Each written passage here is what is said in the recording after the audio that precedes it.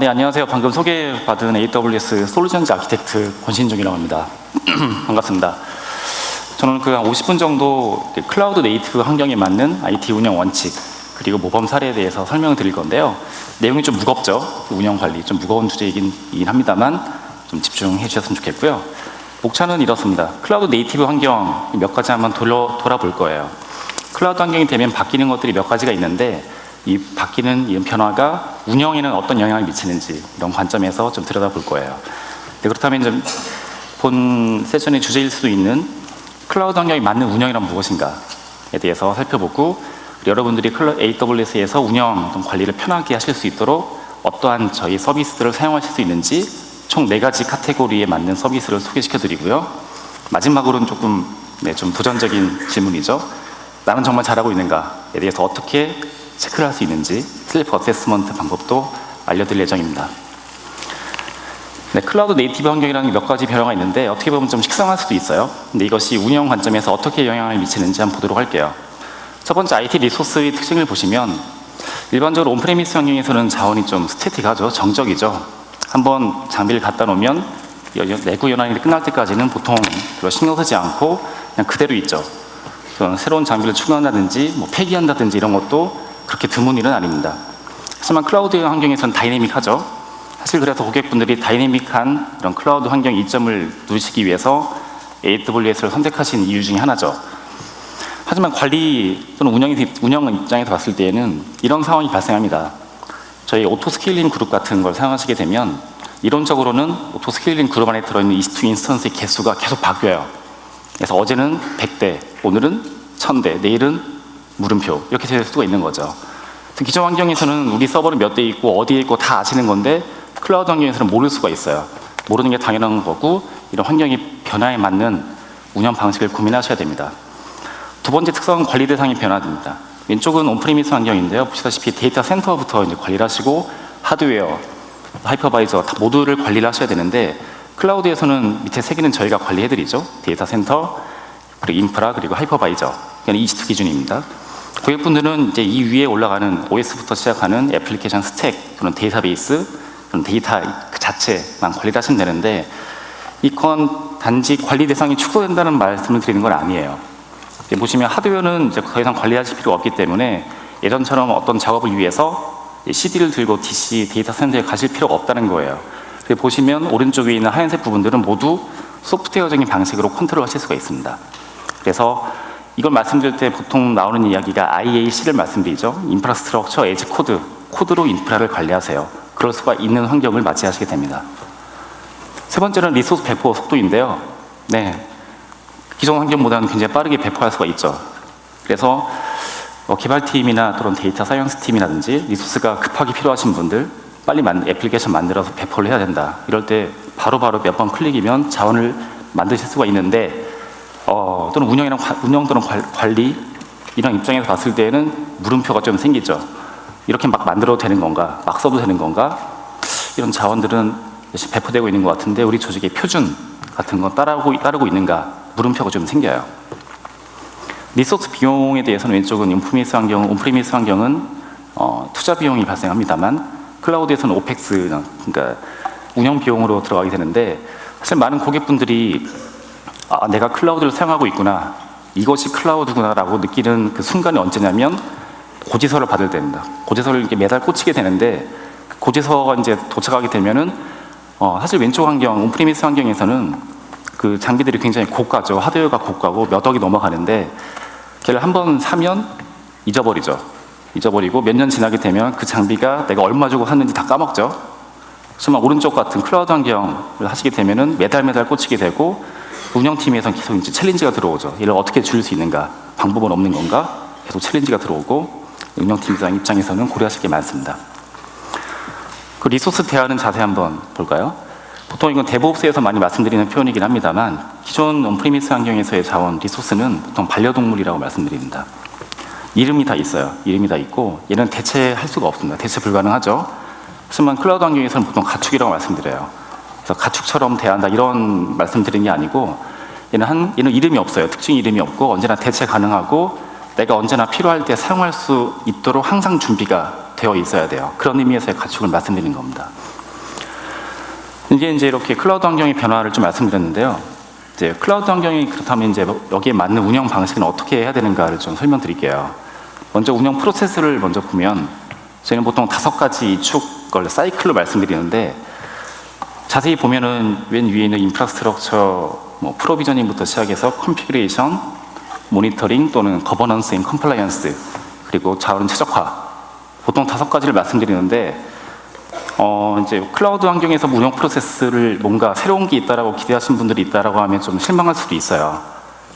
맞습니다. 이 활동 자체는 온프리미스에서 여러분들이 현업에서 하고 계시는 그런 활동과 그렇게 다른 점이 없어요. 그리고 고객분들이 물어보시는 것 중에 하나가 클라우드 환경이 되면은 내가 기존에 했던 운영 방식이 뭔가 달라져야 되는 건가, 새로운 프로세스가 들어가야 되냐, 아니면 기존에 내가 하고 있던 프로세스를 버려야 되는 거냐라고 물어보시는데 그렇진 않습니다. 이런 활동들은 여전히 유효하고요. 이 중요성은 클라우드 환경이 된다고 해서 달라지는 건 없습니다.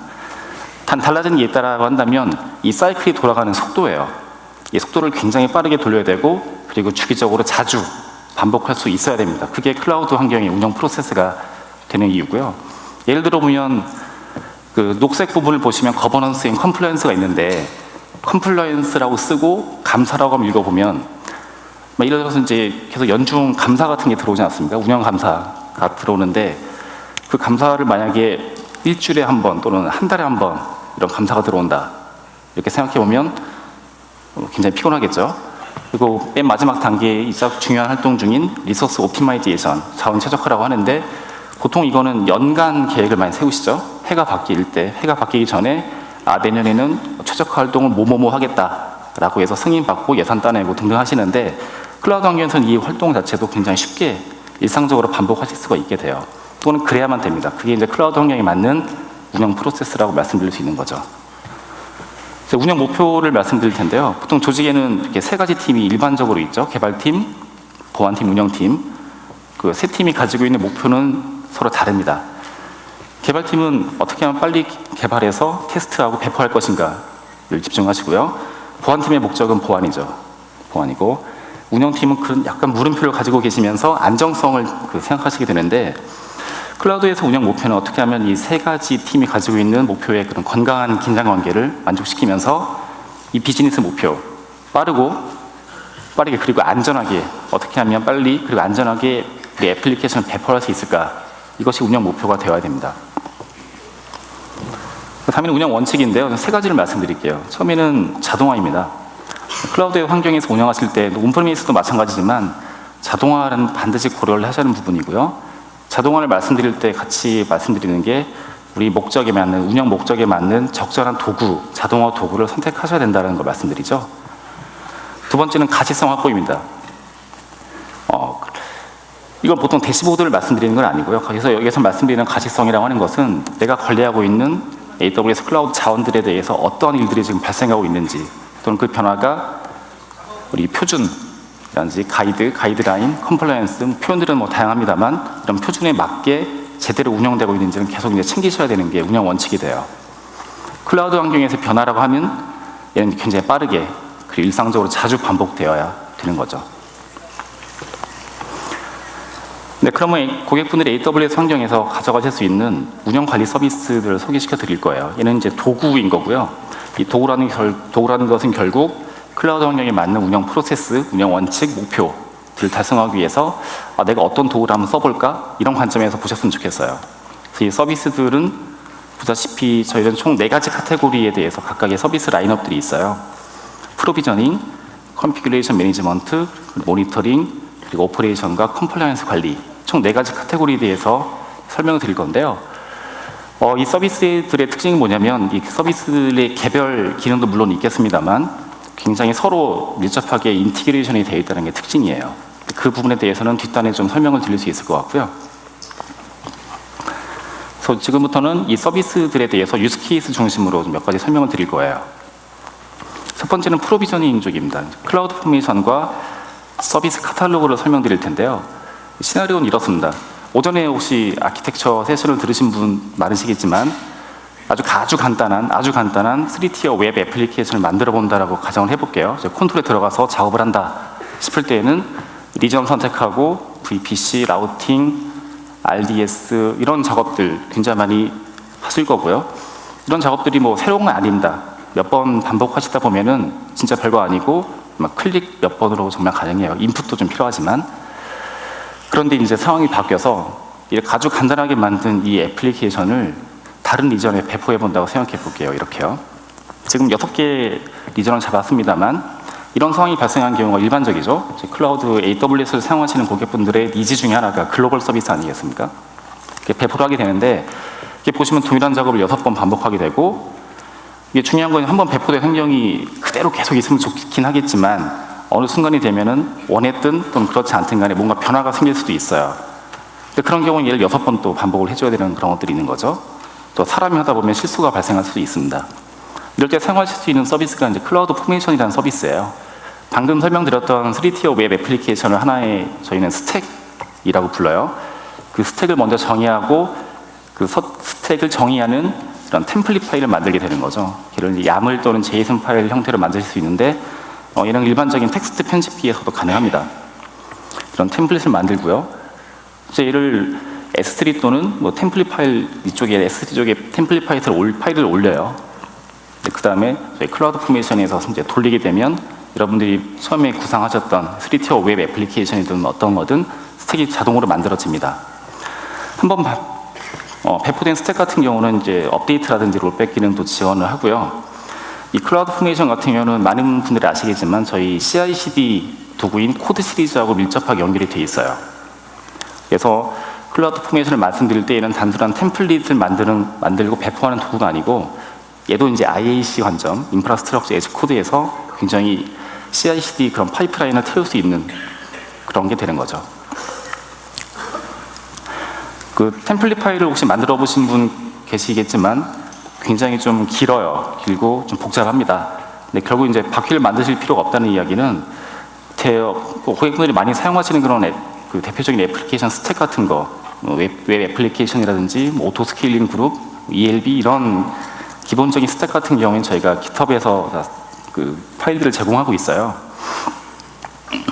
그리고 검색을 많이 해보시면 아시겠지만 다른 블로거라든지 다른 혹시 데브옵스 엔지니어라든지 그런 분들이 본인들만의 그런 클라우드 포메이션 템플릿을 만들어서 업로드를 많이 하세요. 바퀴 만드시지 마시고 다운로드 받아서 복붙하시면 되게 좋을 것 같아요. 근데 운영 관리 측면에 잠깐 보자면 이 스택을 배포하는 것까지는 굉장히 또 쉽습니다. 템플릿 만들고 돌리기만 하면 스택이 만들어져요. 근데 아까 말씀드렸지만 이 스택에 뭔가 변경이 발생할 수가 있습니다. 그래서 이런 이제 발견해내는 게 운영이 중요한 일이죠. 내가 처음에 배포한 상태랑 지금 상태랑 비교해서 뭐가 변경되었는지 그런 것들을 발견하셔야 돼요. 근데 그걸 이제 보시려고 그러면 스택이 한두 개가 아닐 것이고 리전도 많을 거고 또 멀티 어카운트라고 그러면 또 복잡해지고 하나하나 보는 것도 어렵죠. 그래서 그때 사용하실 수 있는 게 클라우드 포메이션 드리프트 디텍션이라는 거예요. 방금 말씀드린 내용을 좀 다시 보시면 최초 배포된 스택과 그리고 현재의 스택을 비교를 해서 어떠한 변경 사항이 있었는지 확인할 수 있는 기능이에요. 모든 AWS 서비스를 지원하는 건 아니고요. 지금 현재는 이걸 지원하고 있습니다만 계속 라인업은 늘어날 예정이고요. 그리고 클라우드 포메이션을 아까 제가 템플릿이라고 말씀드렸잖아요. 템플릿이라고 말씀드렸고 인프라스트럭처 에즈 코드라고 말씀드렸는데 약간 상충되는 게 있죠. 템플릿 파일은 사실 코딩이 아니거든요. 코딩이라고 한다면은 뭔가 루프문이라든지 if문이라든지 이런 것도 있어야 되고 디버깅도 가능해야 되고 등등 해야 되지만 템플릿 작업을 하게 되면 조금 번거로운 부분이 있었어요. 라인도 많이 길어지고요. 템플릿 파일 안에서 AWS 리소스들을 이렇게 지정하게 되어 있는데 그게 추상화가 잘 되어 있지 않습니다. 그래서 보니까 좀 선호할 게 많아요. 좀 복잡했는데 지금 현재 디벨로퍼 프리뷰 버전으로 지금 진행되고 있는 AWS CDK 좀 이름이 거창하죠. 클라우드 디벨로먼트 킷입니다. 이 같은 경우는 정말 코딩을 하실 수 있어요. 많이 사용하시는 타입스크립트라든지 자바스크립트, 파이썬 이런 데에서 코딩을 하시고 컴파일 하시면은 클라우드 포메이션 템플릿을 만들어져요. 근데 그걸 받아서 클라우드 포메이션 엔진에 태우시면 되겠죠. 그럼 클라우드 포메이션 이용한 하나의 더 서비스가 있는데 서비스 카탈로그라는 거예요. 그리고 두 가지 조직이 등장합니다. IT 운영자라는 관점에서는 보안 컴플라이언스 표준화를 챙기셔야 되는 거고 사용자, 개발팀, 데이터 사이언티스트 팀 같은 경우는 이제 속도를 굉장히 빠르게 배포, 빨리 달라, 나 이런 거 모르겠고 왼쪽에 있는 내용 모르겠고 빨리 달라 이런 말씀을 하시죠. 이를 이제 충족시킬 수 있는 서비스가 서비스 카탈로그예요. 어떤 아이디어냐면 자판기를 생각하시면 돼요. 운영자가 조직에서 사용할 수 있는 스택들을 미리 다 만들어놔요. 아까 말씀드렸던 3티어 웹 애플리케이션이든 아니면 워드프레스가 될 수도 있고요. 또는 데이터 사이언티스트 팀 같은 경우에는 GPU가 장착된 P3 인스턴스가 필요할 수도 있어요. 이 같은 것도 미리 다 이렇게 진열을 하는 거죠. 그런 다음에 어떤 상품은 누가 사용할 수 있다라고 이제 권한만 부여해 주면 되는 거죠. 그럼 사용자 입장에서는 내가 권한이 부여된, 내가 사용할 수 있는 자원을 보고 찍고 론칭하면 끝입니다. 뷰는 두 가지죠. IT 운영자 뷰 같은 경우에는 먼저 클라우드 포메이션 같은 걸로 먼저 스택을 만드셔야 돼요. 만드시고 여기 보면 제약 조건 보안 통제, 파라미터 검증 이런 사실 운영의 관점에서 굉장히 중요한 일들이죠. 그리고 맨 마지막에 있는 표준 태그, 조직에서 표준으로 가져가시는 태그들을 설정하고 얘를 이제 진열을 합니다. 서비스 카탈로그에 프로덕트를 만들어요. 그럼 사용자 관점에서는 저희 포털에 로그인합니다. 저희 매니지먼트 콘솔에 로그인하셔가지고 서비스 카탈로그에 들어가면 내가 사용을 할 수 있는 서비스 이 프로덕트들이 보여요. 걔를 찍고 들어가시면 바로 자원이 만들어지게 됩니다. 이렇게 하는 목적이 명확하겠죠. 어떻게 하면 그 통제를 하면서도 통제 목적을 충족하면서도 어떻게 하면 빠르게 실제 엔드 유저한테 자원을 드릴 수 있는지에 대한 고민이 들어가 있는 거고, 사실 이 서비스 카탈로그를 이용한 ITSM 솔루션, 서비스 나우 같은 ITSM 솔루션이 있는데 굉장히 긴밀하게 연결이 잘 돼 있어요. 실제 서비스 카탈로그에 사용자가 들어가게 되면 오른쪽에 이렇게 이제 보이죠. 얘는 지금 5개 정도의 프로덕트를 이제 사용할 수 있도록 허용이 된 거고, 왼쪽 위에 보시면 이제 사용자분들의 그 회사 로고를 넣을 수 있어요. 두 번째 카테고리는 컨피규레이션 매니지먼트예요. 구성 관리 또는 변경 관리라고 하시는데 별건 아니고요. EC2가 최초 이제 배포된 상태를 생각해 보면 걔를 이제 베이스라인이라고 생각해 보죠. 물론 운영을 많이 해보시면 아시겠지만 EC2 저희 처음 만들 때 보면 저희가 기본으로 제공해드린 베이스 아미가 있잖아요. 우분투라든지 아마존 리눅스, 윈도우즈 등등등 있는데 보통 운영하실 때는 그 베이스 이미지를 사용하시지 않죠. 그 베이스 이미지를 가지고 와서 그 EC2를 띄운 다음에 조직에서 필요한 에이전트라든지 컨피규레이션 또는 보안 통제 이런 것들을 다 적용한 다음에 걔를 별도 아미로 만드시죠. 걔를 이제 골든 아미라고 하는데, 그런 골든 아미를 이용해서 EC2를 배포했다 하더라도 이런 이제 그 구성상의 변경이 발생하는 경우가 있습니다. 이런 경우가 있겠죠. 웹서버에 아파치를 설치한다, 와스에 오픈JDK를 설치한다, DB 접속 위에서 TNS 네임 좀 오라를 수정한다 또는 변경한다 이런 게 있고, 또 특정한 라이브러리 설치하는 경우가 있겠죠. 그래서 이런 거 대규모 EC2 인스턴스에 대해서 컨피규레이션을 편하게 하실 수 있는 서비스가 많이들 사용하고 계신 셰프 또는 퍼펫 같은 서비스잖아요. 이런 이제 관리용으로 사용하실 수 있는 게 옵스웍스라는 서비스예요. 이는 이제 관리용 컨피규레이션 관리 서버라서 일단은 이제 실제 셰프 같은 걸 디플로이 보신 분들은 아시겠지만 EC2 같은 게 필요하잖아요. 그런 게 필요 없고 그냥 사용만 하시면 되는 거죠. 사용한 만큼 과금이 되고, 그리고 기존에 사용하고 계셨던 그 스크립트 역시 그대로 사용하실 수가 있습니다. 세 번째 카테고리는 모니터링입니다. 또 굉장히 중요한 카테고리고, 소개시켜드릴 서비스는 클라우드 와치입니다. 많이 사용하고 계실 거예요.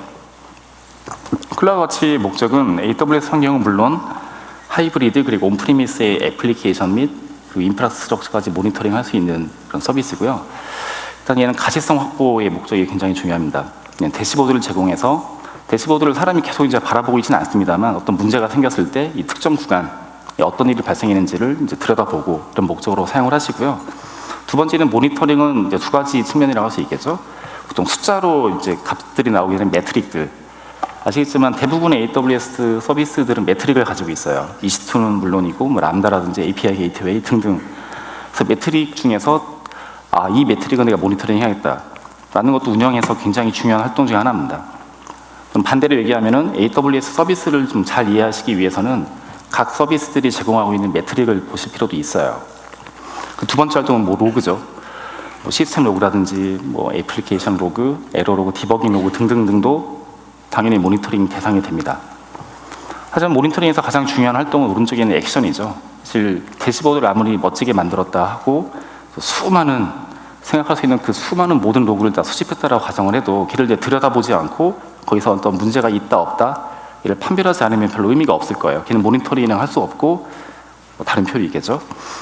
그래서 실제로 모니터링의 과정은 나는 무엇을 모니터링 할 것인가, 그게 응답 속도가 될 수도 있고요. 그리고 그걸 모니터링하기 위해서 어떤 매트릭이나 어떤 로그를 사용할 것인가를 디파인 하시고, 거기에서 이제 보통 임계치라는 거, 스레스홀드 같은 걸 지정을 하시죠.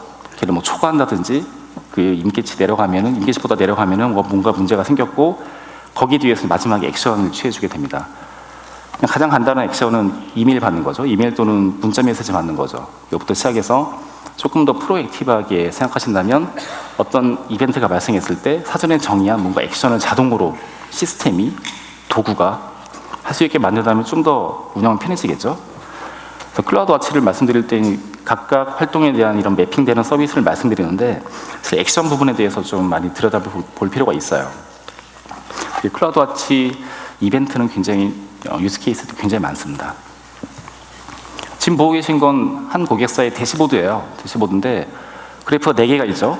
4개가 있는데 뭔가 그래프 하나 빼고 나머지 3개는 뭔가 이상해 보이죠. 뭔가 빨간색으로 올라가는 것 같으니까. 실제 어떤 항목을 모니터링 하는지는 여기서 뭐 중요한 내용은 아니고요.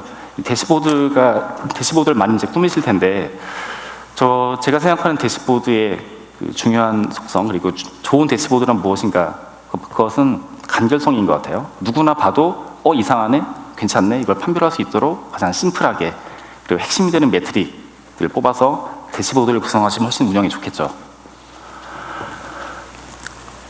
근데 처음에 제가 클라우드 환경이 다이내믹하다고 말씀드렸는데, 저희가 클라우드 와치에서 대시보드를 만들 수 있어요. 만들 수 있고, 거기 만약에 대시보드를 만든 시점에 EC2가 내가 10대였다. 그럼 EC2의 10대를 다 찍고, 매트릭을 찍고 대시보드를 만들 수 있죠. 근데 어떤 상황이 돼서 오토스케일링 그룹이 돌았다든지 아니면 스팟을 더 썼다든지, 그런 과정에는 그 대상이 늘어나지 않겠습니까? 네, 그런 것들이 좀 없어가지고 고객분들이 좀 불편해하셨는데요. 그래서 오토매틱 대시보드라는 기능이 이제 생겼어요. 이 같은 경우는 디폴트로 저희가 제공해드리고, 리소스별로 통합 대시보드를 제공해드려요. 클라우드 와치 콘솔에 들어가시면 바로 볼 수 있어요. 그럼 이제 로그 얘기를 좀 할 텐데요. 운영 중에 발생한 로그 개수가 굉장히 많죠. 양도 굉장히 많고. 하지만 그 중요성은 나중에 문제가 터지면 알게 되죠. 이 로그를 확보하는 것도 운영에서 굉장히 중요한 거고, 안전하게 수집을 하고 저장, 보관하셔야 돼요. 근데 문제는 로그 파일들은 대부분 이렇게 생겼다는 게 문제인 거죠. 제가 예전에 시스템 운영을 할 때 제가 존경하던 선배님이 있었는데, 그분 같은 경우는 이걸 보면은 이게 다 알아요. 대번 알아요. 로그를 이렇게 보시다가 가만히 보고 있다가 이제 문제 생겼다, 아니면 내일 정도 문제가 생길 것 같은데 라고 이제 그런 분이 있었어요. 물론 숙련된 어드민이라고 하신다면 가능하실 것 있긴 하지만 대부분의 경우는 그렇지 않죠. 그럴 때 이 흘러가는 로그 스트림에 대해서 뭔가 필터링 걸고 뭔가 통계를 내면 좋지 않을까라고 나온 서비스가, 기능이 클라우드 와치 로그 인사이트라는 기능입니다. 설명해 있는 것처럼 굉장히 실시간으로 흘러가는 로그 데이터를 대화식으로, 그러니까 일종의 SQL문 같은 거예요. 검색하고 분석할 수 있고, 다양한 로그, 빌트인 로그 또는 커스텀 로그까지 지원은 가능해요. 필터라든지 스탯, 소트 이런 것까지 지원이 가능하고요. 왼쪽에 보시면 얘가 일종의 SQL문 같은 거죠. SQL문을 돌리면은 오른쪽에 이제 그 필터링 된 결과가 나오는데, 얘를 대시보드에 통합시킬 수도 있어요. 그래서 하나의 대시보드를 구성하실 때 어떤 중요한 로그 스트림이 있다. 그래서 거기에서 필터링 걸고 그거를 대시보드에서 같이 바라보게 할 수도 있는 거죠. 그리고 마지막 액션 부분인데요. 액션 부분은 제가 말씀을 많이 드렸죠. 그 클라우드 와치에서 이제 액션을 취해 주는데, 많이 설명드리는 부분은 오토 스케일링 그룹입니다. 지금 보시면 오토 스케일링 그룹에 EC2가 2대가 있죠. 그리고 각각의 매트릭을 보는데, 그 EC2마다 개별 인스턴스마다 제공하는 매트릭이 있어요. CPU라든지 등등등 있는데, 오토 스케일링 그룹을 적용했을 때에는 개별 인스턴스를 바라보는 게 아니고, 얘가 포함되어 있는 오토 스케일링 그룹별 매트릭을 보셔야 돼요. 이렇게 보시는 거죠. 2대가 있는데 개별 인스턴스의 그 CPU 사용률을 보시기보다는 이 2대, 이 CPU 평균 사용률을 보고, 이 전체의 CPU 사용률 이 70%가 넘었을 때 뒤에 이제 액션을 트리거링 하는 거죠. 그래서 말은 뭐 간단하게 이런 말씀 많이 들었는데, 실제 뒤에 돌아가는 걸 보면은 그 이벤트를 클라우드 와치가 받아서 클라우드 알람을 이제 트리거를 하는 거죠. 그래서 클라우드 와치 알람에서는 오토 스케일링 그룹에 있는 어떤 특정 액션을 이제 트리거링을 하고요. 이 같은 경우는 그거죠. 여기서 정의한 액션은 한 대 더 만들어라. 그런 게 있는 거죠. 그런 것은 밑에 나와 있는 오토 스케일링 오른쪽 밑에 있는 오토 스케일링 정책에서 선언하실 수가 있어요. 이렇게 이제 한 대를 늘렸으면 이벤트가 이제 해소가 되겠죠. 그건 하나의 예고요. 그래서 아까 말씀드렸지만 AWS 자원에서 발생하는 이벤트들이 굉장히 많은데 걔를 받아가지고 뒷단에 액션을 취해주게 하는 거. 그런 활동들이 많아지면 많아질수록 그런 자동화되는 활동을 AWS 이런 관리 도구에 맡기면 맡길수록 운영할 때는 굉장히 편해지겠죠. 네 번째 카테고리는 오퍼레이션과 컴플라이언스 부분인데요. 여기서는 AWS 컴피그라든지 컴피그 룰스, 클라우드 트레일 또는 시스템즈 매니저를 말씀드릴 텐데요. 이 서비스를 아마 처음 들어보신 분들도 많을 거예요. 기능들은 굉장히 좋지만 좀 많은 분들이 알고 계시지 못한 좀 비운의 서비스들 중에 하나인데요. 배경은 이렇습니다. 현재 내가 관리하고 있는 AWS 리소스에 어떠한 변경사항이 지금 발생하고 있는지, 어제는 뭐가 생겼는지, 지금 뭐가 발생하고 있는지를 알 수 있을까라는 게 가시성 확보 차원에서 질문을 던지게 됩니다. 한번 생각해 보면은 사실 이게 쉽지 않아요. 이게 온프레미스에서 서버를 운영하신다라고 하면은 사실 눈에 잘 보이죠. 서버들도 눈에 보이고 내가 관리하는 호스트가 몇 개가 다 알죠. 그런데 AWS는 EC2만 사용하시는 것도 아니고 굉장히 많은 리소스를 사용하시고 그러다 보니까 콘솔 보시면 아시겠지만 또 리전별로 또 다르잖아요. 다른 리전에 만든 리소스를 보기 위해서는 그쪽 콘솔로 또 가셔야 돼요. 또 멀티 어카운트? 그러면 또 어카운트를 바꿔야겠죠. 그래서 이런 변경사항이 발생했을 때 쉽지 않은 거죠. 특히 이제 멀티 리전이라든지 멀티 어카운트 환경에서는 사실 더 어려운 부분이 있습니다. 그래서 그때 나오게 된 서비스, 활용하실 수 있는 서비스가 AWS 컴피그라든지 컴피그 룰스에 있는 건데요. 룰스라는 건데 뭐 내용은 간단합니다. 왼쪽에 보시면 AWS 리소스들이 있어요. EC2, S3, DynamoDB, 뭐 RDS라든지 람다 이런 리소스들이 있는데 얘를 AWS 컴피그가 계속 이제 바라보고 있는 거예요. 지켜보고 있다가 왼쪽에 있는 리소스에 어떤 변경사항이 발생했다. 그럼 걔를 이제 캡처를 해요. 캡처를 해서 뒤에 보여드리겠지만 타임라인으로 만들어줘요. 그래서 언제 누가 뭘 변경했다라는 내용이 나오게 되고요. 여기서 이제 끝나는 건 아니고 이런 변경이 발생했을 때 이 변경이 세 번째 항목이죠.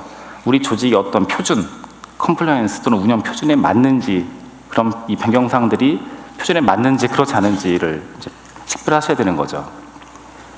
예를 들어서 고객분들은 그러시는 고객분들은 없을 거라고 제가 믿어 의심치 않습니다만 S3 버킷을 만들 때 보통 퍼블릭 액세스 권한을 컨트롤할 수 있잖아요. 버킷을 만들고 이 버킷은 인터넷 구간에서 누구나 와서 리드 라이트를 할 수 있다라고 만드시는 분들은 없겠지만 혹시 그렇게 만들었다 그러면 큰일 나거든요. 근데 그런 변경사항이 발생했다. 그런 경우에는 컴피그 룰스라는 게 그걸 잡아내요. 잡아내서 얘는 우리 조직에서의 컴플라이언스 조건은 S3 버킷은 무조건 퍼블릭 액세스를 막는다. 이게 저희 룰이라고 한다면은 그 룰에 배치가 되니까 뭔가 얼럿을 띄우고 뒷단에 뭔가 액션, 보통 교정이라고 하는데 교정 활동까지 이어주게 하는 서비스입니다. 그래서 AWS 컴피그 그리고 AWS 컴피그 룰스입니다. 한 가지 아쉬운 점은 이게 좋은 기능이긴 합니다만 디폴트로는 다 이게 디세이블 돼 있어요. 그래서 명시적으로 좀 이네이블 시켜줘야 되는 스텝이 하나 있고요. 실제 AWS 컴피그의 변경 내용은 이렇게 생겼습니다. 얘는 EC2인데요. 이게 보시면 맨 오른쪽에 있는 게 가장 최근에 생긴 변경이니까 보시면 2월 7일 날 변경이 생겼고 얘를 이제 클릭을 하면은 키는 SSM, value는 yes라는 태그가 추가되었다는 걸 알 수 있는 거죠. 괜찮죠? 이렇게 하나씩 보면서 어떤 리소스에 언제 뭐가 변경되었다를 알 수 있으니까 굉장히 좋아요. 근데 이게 문제는 이게 리소스가 하나, 두 개가 아니라는 거죠. 다 흩어져 있고 어딘가에 있고 그러다 보니까 그 각 리소스, 모든 리소스에 대한 변경 작업을, 변경 내용들을 확인하는 게 사실 쉽지는 않아요. 이 친구처럼 좀 헤맬 수도 있고 물론 할 수는 있지만 시간이 많이 걸리고 비생산적이겠죠. 그때 활용할 수 있는 게 컴피그의 어드밴스 쿼리라는 게 새로 나왔어요. 얘는 글자 그대로 SQL문입니다. 그래서 저희가 지원하는 리소스별 각 속성들의 메타데이터들이 있어요. 그 메타데이터를 표준 SQL문으로 조회할 수 있는 건데요. 인벤토리를 조회한다든지 또는 보안 운영 인텔리전스, 또는 비용 최적화 등등에서 사용할 수 있고요. 왼쪽에 보시는 것들은 저희가 샘플 SQL문을 제공해 드려요. 걔를 보시고 적절하게 SQL문만 수정하시면 원하는 값들을 뽑아낼 수가 있죠. 오른쪽에 보시는 예시는 지금 만들었지만 지금 사용하고 있지 않은 EBS 볼륨들을 뽑아주는 그런 SQL문이에요. 이게 별거 아닐 거라고 생각할 수도 있지만 대규모의 EC2를 운영하시고 또는 오랜 기간 동안 운영하셨다라고 했을 때에는 저도 모르게 저런 사용하지 않은 EBS를 많이 갖고 있는 걸 확인할 수가 있어요. 가끔가다 보시면 좀 놀랄 경우도 있는데, 그래서 얘는 이제 어떤 EBS가 사용하고 있지 않다라는 것도 보는 것도 일이죠. 관리 입장에서는 일인데, 그런 SQL문 하나 돌리면은 이제 발견할 수가 있으니까 적절하게 뭐 삭제한다든지, 뭐 스냅샷 받고 지운다든지 이런 것들을 할 수 있는 거죠. 컴피그 룰스에 대해서 조금 더 설명해 볼게요. 리소스별 컴플라이언스 규칙 정의라고 했는데 좀 모호했죠. 실제적인 예시는 이런 것들이 있습니다. 아까 S3 버킷에 대해서는 말씀드렸고요.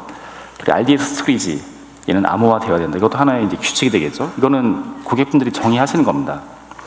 그리고 IAM 사용자는 MFA, 그 투팩터 인증이죠. 이걸 해야 된다. 이런 정책들이 굉장히 많을 거예요.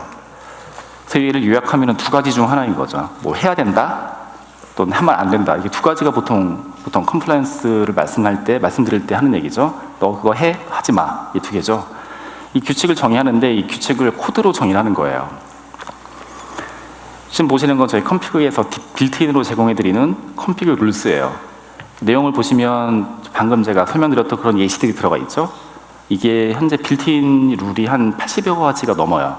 처음에는 이게 많지는 않았는데 아무래도 고객분들이 저희 서비스를 사용하시면서 많은 이제 피드백을 주시는 거죠. 아, 이런 룰이 좀 빌트인으로 있으면 좋겠다.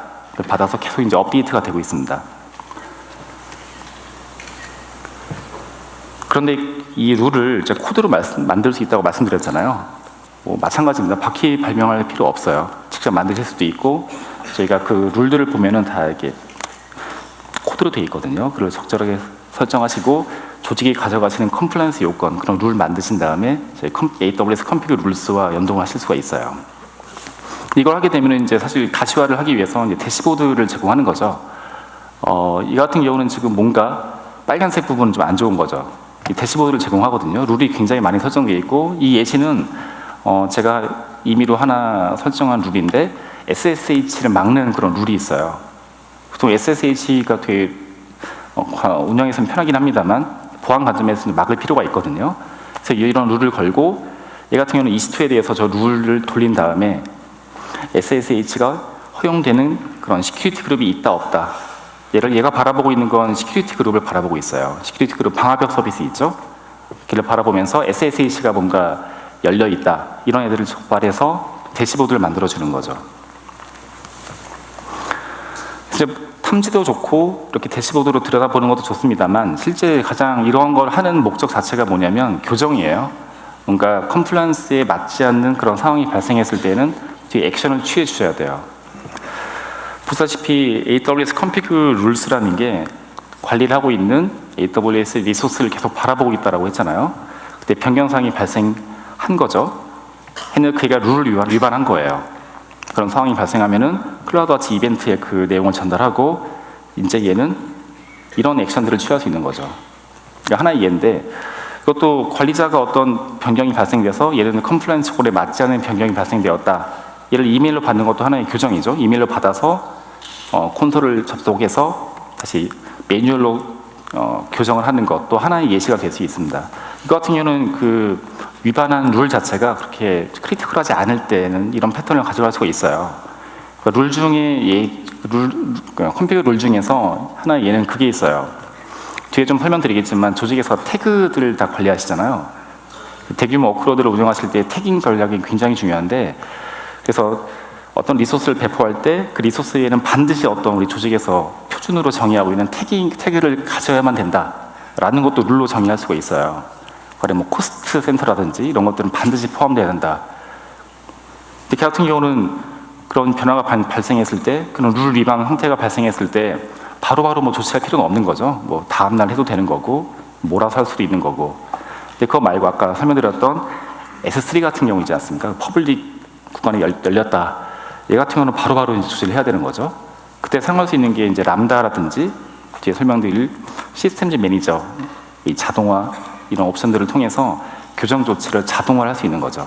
그래서 가지고 계신 룰의 중요도, 그런 컴플라이언스 요건에 따라서 어떠한 교정 방식을 택할 것인지는 고객분들의 몫이긴 합니다만, 일단 크게는 자동, 수동. 자동 같은 경우는 람다 코드로 구현할 수 있는 거고, 시스템즈 매니저도 사용할 수 있어요. 그래서 컴플라이언스 에즈 코드라는 컨셉이 나오는 게 이런 얘기입니다. 아까 룰 같은 경우도 코드로 만들 수 있다고 했죠. 그리고 룰 위반했을 때 뒤에서 교정 조치하는 그 액션 자체도 코드, 람다 코드니까요. 짜기 나름인 거죠. 그래서 컴플라이언스 역시 코드로 하실 수 있다는 말씀을 드리는 게 이런 이유인 거죠. 클라우드 트레일은 저희 AWS 자원을 만들거나 변경하거나 삭제하거나 그 모든 작업들은 다 API 호출 기반으로 이루어져요.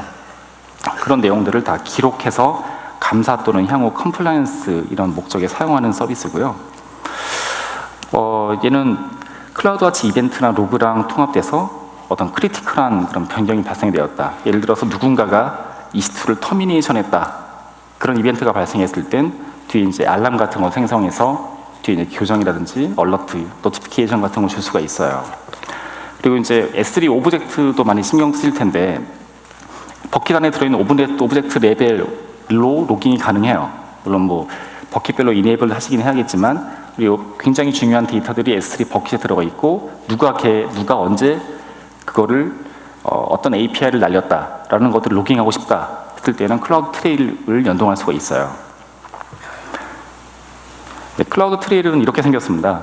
얘는 방금 말씀드렸던 EC2 터미네이션 케이스인데요. 제가 터미네이션을 하나 한 거예요. 그래서 실제 클라우드 트레일 찍히는 로그는 이렇게 생겼는데, 보시다시피 이제 누가 소스 IP가 나오죠. 그리고 유저네임, 그건 IAM 유저가 나오게 돼요. 그리고 언제, 그리고 무엇을, 이런 것들을 쭉 로깅을 남길 수 있는 거죠. 그래서 얘는 계속 뭐 관리자가 계속 들여다볼 내용은 아닌 것 같고요.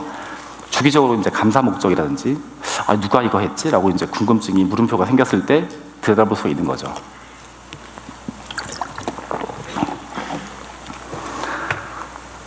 네, 서비스 내용이 좀 많아서 이제 마지막 서비스를 말씀드릴 건데요. 시스템즈 매니저입니다. 얘는 서버 또는 EC2 얘기예요. 얘가 관리하는 대상은 서버 또는 EC2입니다. 명확하게 정해져 있고요. AWS 그리고 이걸 온프리미스에 있는 여러분들의 지금 관리하고 계신 서버들하고도 연동을 할 수가 있어요. 얘를 관리하기 편하게 관리할 수 있는 서비스고요. 제가 대규모 쪽에 밑줄을 긋은 이유는 차차 아시게 될 겁니다. 그리고 지금까지 설명드렸던 서비스는 저희 서비스를 활용하시기 위해서 어떤 EC2에 뭐 에이전트를 설치한다든지 이런 작업들이 필요하지 않아요. 다 에이전트 리스트 방식으로 돌아가는데, 이걸 시스템 매니저로 사용하시기 위해서는 에이전트가 필요합니다. EC2 안에다 깔아야 돼요. 그래서 표준 아미, 그러니까 골든 아미라고 했죠. 보통 골든 아미 같은 경우에는 이런 에이전트들이 이제 설치돼서 배포가 되게 돼요. 이런 시스템즈 매니저 에이전트라든지 뭐 다른 서비스이긴 합니다만 AWS 인스펙터 에이전트라든지 그런 에이전트가 반드시 필요한 서비스고요. 리소스를 그룹핑해 줄 수 있는 그룹, 리소스 그룹, 그리고 대량의 EC2나 서버들에 대해서 동일한 작업을 벌크로 날리고 싶다, 런 커맨드, 인벤트리 정보 조회, 패치 매니저, 그리고 자동화할 수 있는 오토메이션, 얘는 워크플로우 같은 걸 지정할 수 있다는 얘기고요. 그리고 파라미터 스토어는 사실 많이 쓰시죠. 그래서 고객분들한테 시스템즈 매니저 사용하시냐고 물어보면 그게 뭐죠라고 하시는데, 파라미터 스토어 말씀드리면 대부분 이걸 사용하고 계세요. 사용하고 계시는 공통 파라미터 같은 거 있지 않습니까? 특히 뭐 ECS나 다크 환경 같은 데 보면은 공통 파라미터를 어딘가에 저장해 놓고 나는 그 키를 요청하고 그 밸류만 받고 싶다, 이런 케이스가 있을 수가 있어요. 그런 값들을 저장하는 공간이 파라미터 스토어고요.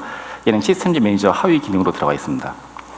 스테이트 매니저 같은 경우에는 어떤 EC2 인스턴스에서 내가 얘는 정상적인 상태다라는 걸 미리 정의를 해요.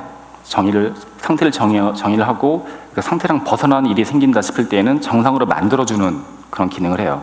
간단하게 얘기하면 윈도우즈 EC2 인스턴스에 보면 PV 드라이버라는 게 깔리게 돼요. 걔가 이제 주기적으로 업데이트가 되는데, 스테이트 매니저에서 그 PV 드라이버 버전을 뭐 최신으로 해야 된다, 이런 상태를 지정을 해요. 그런 다음에 시간이 지나서 새로운 PV 드라이버가 나왔는데, 그럼 기존에 배포된 EC2는 옛날 버전이겠죠. 불일치가 발생하죠. 이럴 때 이제 업데이트를 하게 됩니다. 메인터넌스 윈도우는 패치 같은 거 적용할 때 보면 메인터넌스 윈도우 반드시 지정하시죠. 아무 때나 패치 적용해서 리부팅 되면 안 되잖아요. 근데 이런 시간 정할 수 있는 거. 그리고 세션 매니저는 EC2에 들어갈 때, 접속할 때 어떤 뿌띠라든지 SSH 클라이언트라든지 RDP 이런 거 필요 없이 바로 웹에서 바로 들어갈 수 있는 그런 터미널을 제공해 주는 서비스예요. 디스트리뷰터는 어떤 소프트웨어 패키지 배포 서비스라고 보면 되겠습니다. 사실 이런 기능들을 제공해주는 상용 솔루션들은 굉장히 많아요. 지금 머릿속에 생각하고 계신 그런 서비스들이 있는데, 이 특징은 기본적으로는 대부분의 서비스를 무료로 사용할 수가 있어요. 그리고 에이전트 자체도 오픈소스 기반입니다. 리소스 그룹을 말씀드릴 때 이제 이걸 왜 써야 되는지를 설명드릴 때 이런 얘기를 합니다. 제가 대규모 밑줄 걷잖아요. 대규모 EC2를 관리하기 위해서는 적정한 태그 정책이 반드시 필요해요. 그래서 이 태그 정책을 말씀드리고 리소스를 생성해 보신 분들은 아시겠지만, 리소스 콘솔에서 만들 때 스텝을 보면 거의 끝나갈 무렵에 태그는 뭐 할래? 라고 물어봐요. 대부분은 스킵하시죠. 그러다가 어느 순간이 되면은 그때 태그를 했어야 되는 건데 라고 뒤늦게 후회를 하시게 돼요. 대규모의 워크를 운영하시게 되면 그런 문제가 생기는데, 이런 케이스가 있는 거죠. 밑에 있는 인스턴스가 수십 개 정도 됩니다만, 예를 들어서 플랫폼은 리눅스, 그리고 스테이지는 개발, 얘들만 리부팅을 하고 싶다라는 케이스가 이제 생길 수가 있죠. 얘가 만약에 몇천 대라고 생각해보고 이 두 가지 조건을 만족하는 그 EC2 인스턴스 개수가 100몇 개다. 그럴 때는 이제 어떻게 하시겠습니까? 호스트 네임은 아니고 EC2 인스턴스에 네임을 줄 수 있으니까 네임으로 볼 수도 있을 거예요. 근데 그렇게 보면 한계가 있죠. 근데 그럴 때 이제 태그를 지정을 하게 됩니다. 태그는 아시겠지만 키와 밸류로 되어 있죠. 처음 태그는 키가 스택이고 밸류가 DV 개발, 그리고 운영 이렇게 두 개로 되어 있고, 플랫폼별로 태그를 줄 수 있죠. 이렇게 만약에 태그를 정해놓고 EC2를 배포했다라고 했을 때에는 이런 시나리오가 가능해지죠. 두 개 조건을 집어넣고 두 개 조건에 모두 맞는 EC2만 발라내서 거기에 대해서 뭔가 액션을 취하고 싶다. 이게 가능하게 되고요. 패치 매니저는 그렇게 어렵진 않습니다. 패치 그룹을 정의하고, 보통 이게 패치에서 가장 중요한 게 패치 베이스라인이죠. 어떤 패치들을 적용할 것인가, 그걸 정의하는 게 패치 베이스라인입니다. 그 베이스라인에 얘들을 묶고 사전에 정의한 메인터넌스 윈도우, 밤 12시라든지 주말 새벽 2시라든지 그 윈도우에 이게 패치를 적용하게 돼요. 적용하게 되면 패치가 제대로 적용되었는지 컴플라이언스 체크를 하고 이상하면 또 알려줘요. 이런 것들을 이제 파이프라인 형태로 가져갈 수가 있고요. 런 커맨드 같은 경우는 간단합니다. 아까 말씀드렸지만 대량의 서버에 동시에 어떤 명령을 내릴 필요가 있을 경우가 있죠. 그래서는 안 되겠지만, 예를 들어서 모든 서버 한 1000대를 관리하고 계신데 모든 서버에 대해서 재부팅을 한다든지, 또는 실제 그 EC2에 들어가서 어떤 커맨드를 날려야 된다.